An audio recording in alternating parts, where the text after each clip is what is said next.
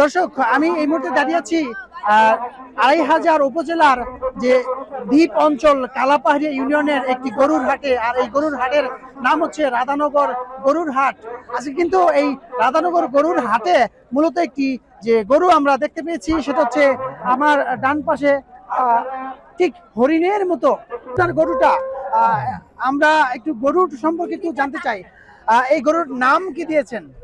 এই নাম দিয়েছি আলহামদুলিল্লাহ বাবু মিয়া। বাবু মিয়া, আচ্ছা আচ্ছা।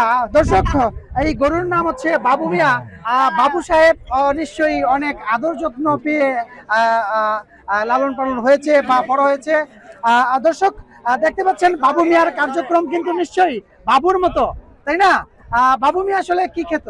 বাবু মিয়া মনে করেন খাইতো, এই যে খের কুড়া বুসি ঘাস, কথাটা বুঝছেন না, যাও বুসি এগুলো খাওয়াইতাম আর কি বিভিন্ন, আর দাদি বুঝি কিছু খাওয়াইনি আর কি। কিন্তু বাবু মিয়াকে এই যে কথা বলার কারণে আপনার এই কালামিয়া কিন্তু আপনাকে ডিস্টার্ব করছে। হ্যাঁ হ্যাঁ,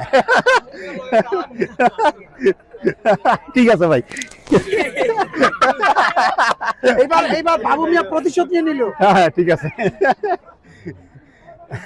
দর্শক, আমরা আসলে হাটে যে একটু বিনোদন পেয়ে গেলাম। বাবু মিয়া সম্পর্কে কৃষক ভাই একটু বলবেন, আপনার নামটা কি? আমার নাম খলিল মিয়া। খলিল ভাই, আপনার বাবু মিয়া, কালা মিয়া, আরেকটা যদি থাকতো ধলা মিয়া। আছে আছে, ওই যে কালা মিয়া আছে, ধলা মিয়া আছে, ওই যে আছে।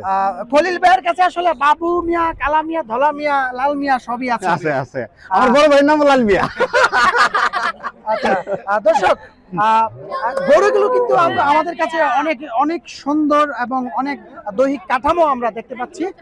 এই হাটের আসলে বেচা কিনা কিরকম বা কেমন প্রত্যাশা করছেন? আলহামদুলিল্লাহ, আমি প্রত্যাশা করছি আমার এই দুইটা গরু তো আমি প্রত্যাশা করছি মনে করেন 6 থেকে 6.5 লাখ বা 5.5 লাখ এরকম একটা প্রত্যাশা করছি। আলহামদুলিল্লাহ বাকি দুটো আর কি। বাবু মিয়ার দাম চাচ্ছেন কত? বাবু মিয়ার দাম চাইছি 3,20,000।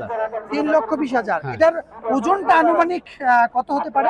এই ওজনটা আনুমানিক এটা তো ভাই নির্ধারিত ভাই তেমন একটা আমি বলতে পারবো না, তারপরও আমি আশা করি 9 মণ বা 8.5 মণ এরকম একটা ইয়া করি আর কি।